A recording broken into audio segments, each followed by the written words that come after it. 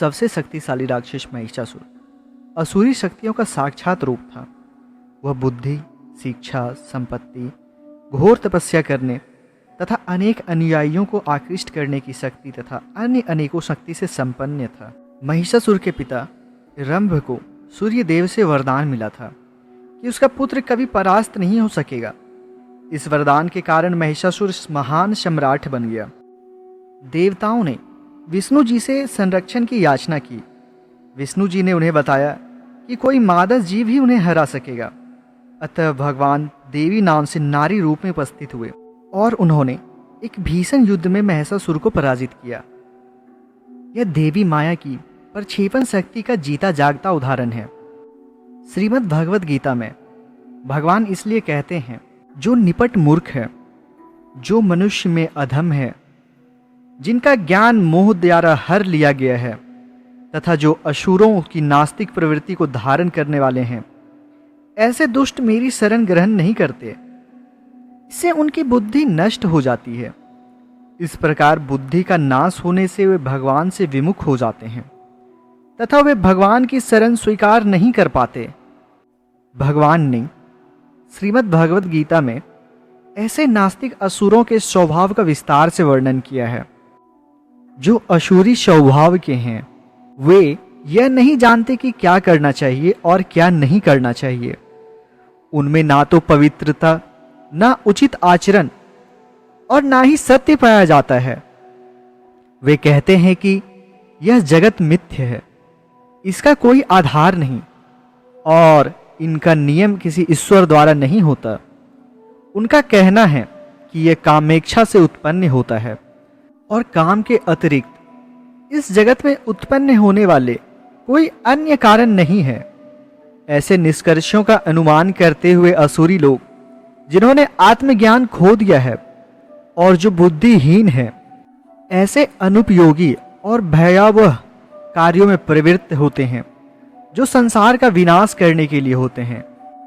कभी संतुष्ट न होने वाले काम का आश्रय लेकर तथा गर्व के मद में एक मिथ्य प्रतिष्ठा में डूबे हुए असुरी लोग इस तरह मोहग्रस्त होकर सदैव नश्वर वस्तुओं को आकर्षित होकर अपवित्र कर्म का व्रत लिए रहते हैं।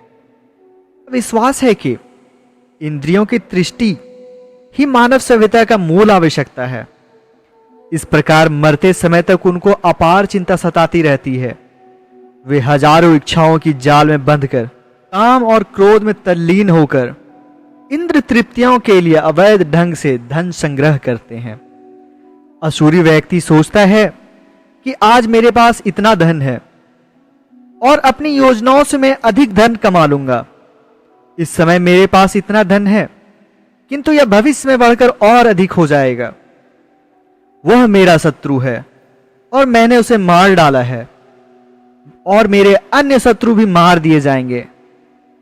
मैं सभी वस्तुओं का स्वामी हूं, मैं भोक्ता हूं, मैं पूर्ण शक्तिमान तथा सुखी हूं, मैं सबसे धनी हूं और मेरे इर्द गिर्द मेरे कुलीन संबंधी हैं। कोई अन्य मेरे समान शक्तिशाली तथा सुखी नहीं है। मैं यज्ञ करूंगा, कुछ दान दूंगा और इस तरह से आनंद का अनुभव करूंगा। इस प्रकार के ऐसे व्यक्ति अज्ञानवश मोहग्रस्त होते रहते हैं। इस प्रकार अनेक चिंताओं से ग्रसित होकर तथा मोह जाल में बंद कर वे इंद्रिय भोग में अत्यधिक आसक्त हो जाते हैं और नरक में जा गिरते हैं। अपने को श्रेष्ठ मानने वाले, घमंडी तथा धन और प्रतिष्ठा से मोहग्रस्त ऐसे लोग कभी कभी विधि विधानों को अनदेखा कर केवल नाम के लिए बड़े गर्व से यज्ञ करते हैं। अहंकार, बल, अभिमान, काम और क्रोध से मोहित होकर असुरी व्यक्ति अपने शरीर में तथा अन्य शरीरों में स्थित भगवान से ईर्ष्या और वास्तविक धर्म की निंदा करने लगते हैं। भगवत गीता में श्री कृष्ण कहते हैं कि ईर्ष्यालु तथा क्रूर और नराधम लोगों को मैं भवसागर में मैं निरंतर विभिन्न असुरी योनियों में बार बार डालता रहता हूं। हे कुंती पुत्र, ऐसे व्यक्ति असुरी योनियों में बार बार जन्म ग्रहण करते हुए कभी भी मुझे प्राप्त नहीं कर पाते। वे धीरे धीरे अत्यंत अधम गति को प्राप्त होते हैं। श्रीमद् भगवद गीता में असुरी स्वभाव का उचित वर्णन करते हुए कहते हैं, दो प्रकार के लोग होते हैं, भक्त तथा असुर। बहुत समय पहले रावण नाम का एक भयंकर असुर था। उसने सन्यासी का वेश बनाकर भगवान रामचंद्र की पत्नी सीता देवी को चुराने का प्रयास किया था। सीता देवी लक्ष्मी है। इस तरह उस असुर ने अपने हाथों अपना विनाश किया। अब आधुनिक काल में रावण का वंश लाखों गुना बढ़ चुका है। इससे अनेक विचारधाराओं का जन्म हुआ है, जिससे ये असुर एक दूसरे के शत्रु बन गए हैं। इस तरह से वे देवी सीता का अपहरण करने के लिए पूरी शक्ति से एक दूसरे से स्पर्धा कर रहे हैं। हर कोई यही सोच रहा है, मैं सबसे अधिक चतुर हूं, मैं अकेले ही सारा भोग करूंगा। किंतु ये सभी असुर रावण की तरह ही परिवार सहित नष्ट होते जा रहे हैं। और अगर आधुनिक काल की ही बात कर रहे हैं तो हिटलर जैसे भी ना जाने कितने बलवान नेता आए, वे भी भोग करने तथा शोषण करने के मोह के अंधे होकर भूतकाल में विफल व नष्ट हुए हैं। अभी भी उनका नाश हो रहा है और भविष्य में भी उनका नाश होगा। पूर्व कथित दुख भरे कथन है कि देवी विधान में मानव को कभी शांति नहीं मिल सकती है, और इसका मूल कारण भगवान ने यह बताया है। आज के युगों में शोषण तथा भोग की प्रवृत्ति जो व्यक्ति में पनप उठी है, यही उसके दुखों का मूल कारण है।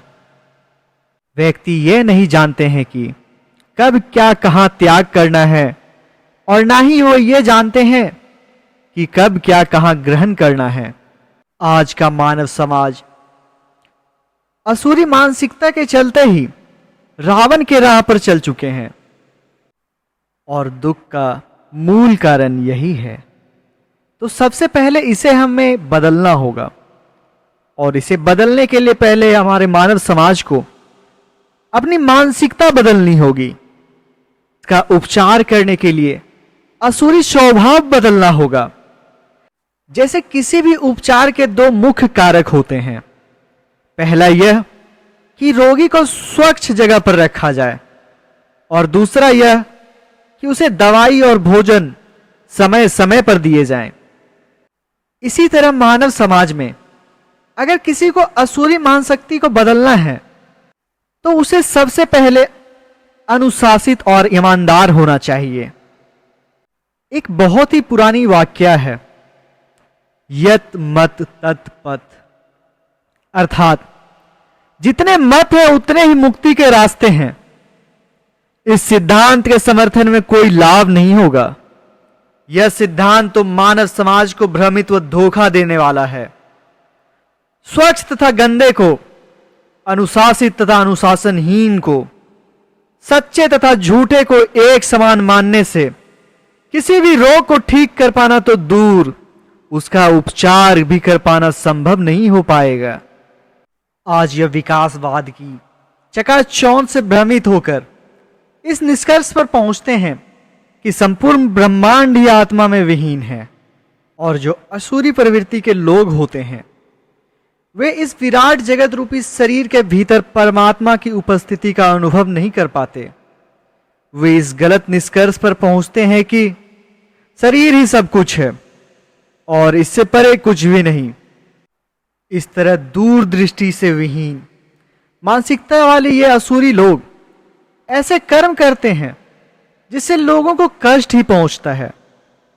ये असुरी लोग जो अंतहीन योजनाएं बनाते रहते हैं, उनसे कभी मानवता का कल्याण नहीं हो सकता। भूतकाल में रावण ने यह कहकर स्वर्ग तक सीढ़ी बनानी चाहिए थी कि वह मानवता के लाभ के लिए होगी, परंतु वह भगवान रामचंद्र को ठगना चाहता था, किंतु वह असफल रहा।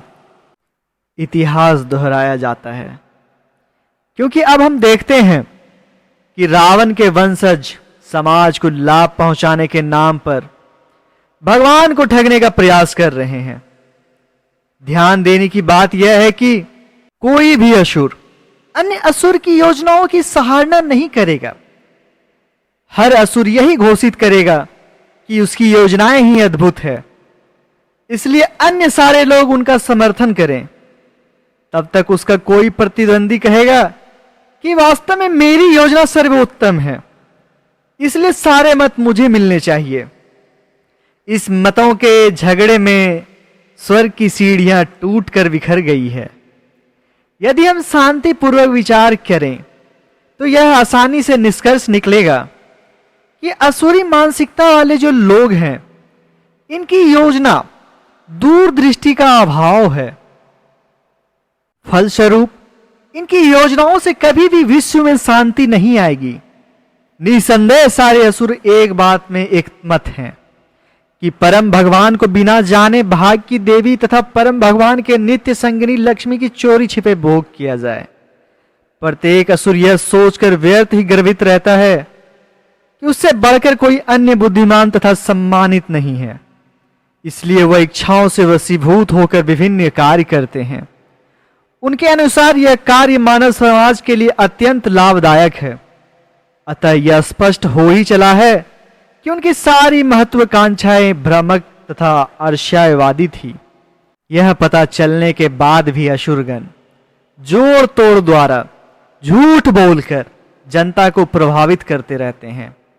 इन गंदे तथा मोहग्रस्त असुरों की कल्पना की कोई सीमा नहीं है।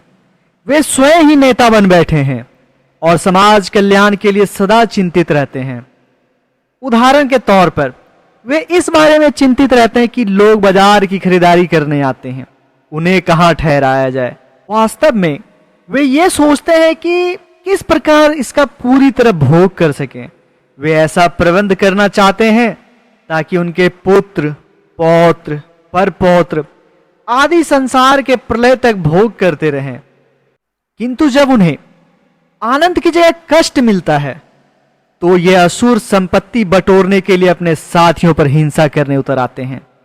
उनकी भौतिक इच्छाओं की तृप्ति करना असंभव है। करोड़ों रुपयों होने से भी उन्हें तृष्टि नहीं होती है। अवैध रूप से विपुल संपत्ति संचय करने में दक्ष व्यक्ति ही सबका सरदार बन जाता है। ये असुरी लोग घृणा, लोभ, क्रोध, काम आदि से ओतप्रोत होते रहते हैं। अपनी काम वासनाओं की तृप्ति के लिए अवैध रूप से धन संचित करते रहते हैं। दूसरी ओर उनके प्रतिद्वंदी उनके काले धन को ठगने में कम दक्ष नहीं होते। जहां एक दूसरे के अवैध धन को चुराने के लिए होड़ लगी हो, वहां भला सुख, शांति, समृद्धि कैसे रह सकती है। इसलिए ये असुर उस व्यक्ति की कोई सहायता नहीं कर सकते जो यह रोना रोता रहता है कि देवी विधान में मनुष्य को विश्राम कहा। असुर सदैव यह चिंता करता रहता है कि वह अपने बैंक में धन कैसे बढ़ाए जाएं, कैसे उन्हें लाभ हो। और वर्तमान के युग में भी जैसे आज शेयर के भाव बढ़ गया है, अतः मेरा लाभ ही बढ़ा है। कल यदि ये वस्तुएं महंगी हो जाएं तो मेरे बैंक में और भी पैसा बढ़ जाएगा, अतः मेरा भविष्य उज्जवल तथा संपन्न दिखता है। यह असुर किसी भिन्न विषय पर नहीं सोचते। मेरे शत्रुओं में तो एक का नष्ट हो चुका है, दूसरे का भी अंत होने वाला है।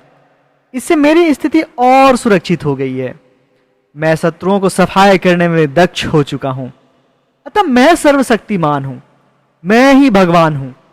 आखिर भगवान की तलाश क्यों करें? आपकी नजरों के सामने सैकड़ों भगवान घूम रहे हैं। ऐसे विचारों तथा कर्मों से ये असुर और नास्तिक बनते जाते हैं। इस प्रकार वे भगवान के दिव्य संदेश सुनने से इनकार कर देते हैं और ये गर्व के साथ घोषित करते हैं कि भगवान कौन है? भगवान तो मैं हूं। जब मैं अदैव रूप से धन की गड़बड़ी करके इतना धनी बन सकता हूं तो इस संसार में सब वस्तुओं का भोग कर सकूं, तो मैं निश्चित रूप से इस सर्वशक्तिमान भगवान हूं। मैं बलवान, सुखी तथा संपन्न हूं, निर्बल तथा निर्धन। लोग मेरा सम्मान भगवान की तरह करना चाहिए। किसी अन्य भगवान के लिए रोने धोने से क्या लाभ?